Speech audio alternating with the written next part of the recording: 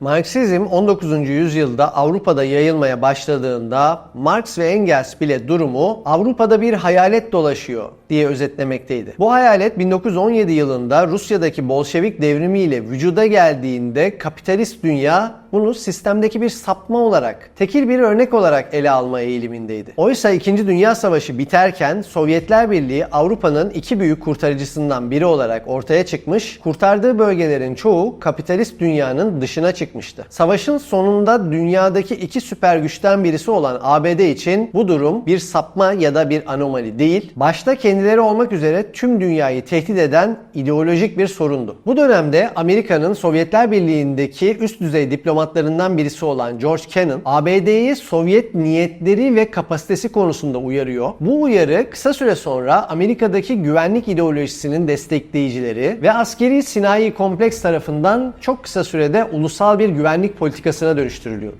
Artık Amerikan dış politikasının birincil hedefi çevreleme politikası denilen ve komünizmin yayılmasını engelleyerek kendi etki alanını arttırma temelli politika olmuştu. İşte tam da bu politikalar henüz şekillenme aşamasındayken bu kez de Çin'de bir devrim gerçekleşti. Dünyanın en büyük nüfuslu ülkesi de artık kapitalist dünyanın dışına çıkmıştı. Bu devrim ABD'de büyük bir endişeye yol açtı. Çünkü tıpkı 1917'de Rus coğrafyasında gerçekleşen devrimin daha sonra Avrupa'nın yarısına kadar yayılması gibi Çin'de gerçekleşen devrimin de daha sonra ilerleyen yıllarda Asya'ya yayılmasından endişe ediyorlardı. ABD açısından Avrupa'nın yarısı zaten kaybedilmişti. Diğer yarısında da devrim tehlikesi vardı. Eğer Asya gibi dünyanın en büyük kıtası da kaybedilirse artık komünizmin yayılmasını engellemek mümkün olmayacaktı. Özetle ABD, Çin'de gerçekleşen devrimi Çin'in bir iç meselesi olarak almıyor ve kendi güvenlik politikası kapsamında müdahale edilmesi gereken bir jeopolitik mesele olarak algılıyordu. Oysa bu düşüncenin o dönemki Amerikan kamuoyunda doğrudan bir karşılığı yoktu. Çin'in Amerikan devletine veya toplumuna karşı doğrudan bir faaliyeti veya bir niyeti olmadığı gibi kapasitesine dair de çok ciddi bir şüphe vardı. Fakat bu dönemde başlayan Kore Savaşı'nda Çin'in Kuzey Kore'ye verdiği destek ve Amerikan askerleriyle doğrudan çatışmaya girmekten çekinmemesi Amerikalıların Çin'den başlayacak bir yayılmacılığı önlemek için adım atmaları gerektiği fikrinin yaygınlık kazanmasını sağladı.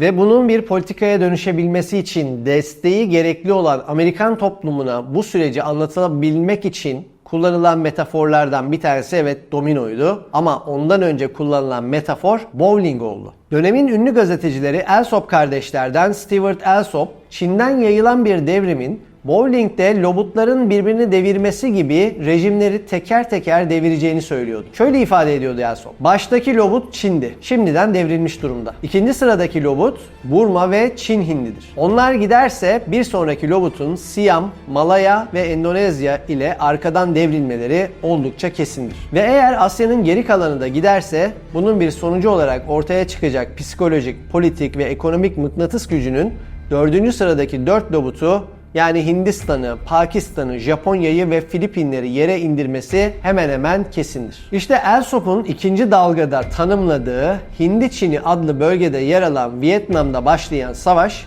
Alsop'un erken bir tarihte tanımladığı bu tehdidin Amerikan yönetimi tarafından da sahiplenilmesini sağladı. Vietnam'daki Fransız sömürge yönetimine karşı başlayan Ulusal Bağımsızlık Savaşı Fransız güçlerini ülkeden kovarken bir yandan da ülkede aslında birbirinden farklı ideolojilere sahip olan ama Fransa karşısında birleşen iki farklı gücün artık birbirinden ayrışmasını beraberinde getirmekteydi. Çin sınırında yani kuzeyde olan Kuzey Vietnam güçleri ile güneyde yer alan Güney Vietnam güçleri arasında çatışmaların başlaması da çok zaman almamıştı. Bu noktada Fransızların da çekildiği noktada Kuzey Vietnam'ın Çin desteğiyle tüm ülkeyi kontrol eder hale geleceğinden endişe eden ABD, Güney'e destek vermek üzere bölgeye müdahil olma kararı almıştı. Yine Çin'e benzer bir şekilde kendi bağımsızlık mücadelesini veren ve ABD'ye oldukça uzak bir bölgede yer alan küçücük bir ülkenin ABD'ye doğrudan bir güvenlik sorunu yaratmayacağı kesin olmasına rağmen ABD'nin neden buraya müdahil olacağı bu kez doğrudan dönemin Amerikan Başkanı Eisenhower tarafından anlatıldı. Eisenhower, Alsop'tan farklı olarak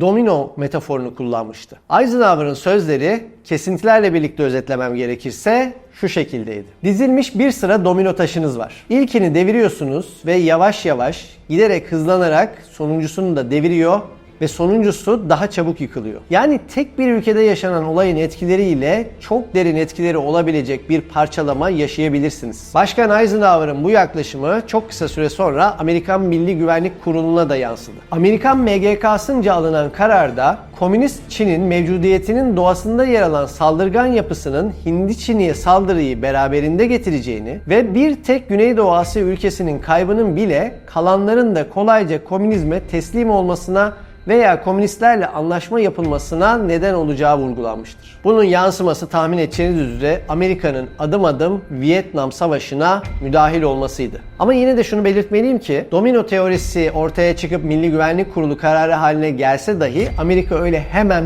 bütün askerlerini Vietnam'a hemen yollamamıştır. Amerika önce para, askeri uzman ve teknoloji desteği sunarken diğer yandan da bölgeyi çevrelemeye çalışmıştır. Bununla birlikte çevreleme için kritik olan Hindistan, Endonezya ve Malezya'nın o dönem ne ABD ne SSCB tam bağımsız 3. Dünya diyen bağlantısızlar hareketinde yer alması nedeniyle bu çevreleme yeterli olmamış, Güney Vietnam'a verilen para, askeri uzman, teknoloji desteği yetmemiş. Bu nedenle ABD, Vietnam Savaşı'na tek başına ve adım adım angaje olarak savaşın ana aktörü olmuştur. Evet arkadaşlar, domino teorisini tarihsel bağlama ışığında böyle özetleyebilirim. Ve bu arka planın ışığında peki sonra ne oldu diyenleriniz varsa size bir video önerisiyle videomu tamamlayacağım. ABD-Vietnam Savaşı'na dahil olduktan sonra ne olduğu, o küçücük Vietnam'ın daha da küçük bir kısmı olan Kuzey Vietnam, o dönemin iki süper gücünden birisi olan Amerika'yı topraklarından nasıl attı diye merak edenleriniz olursa hem bu savaşı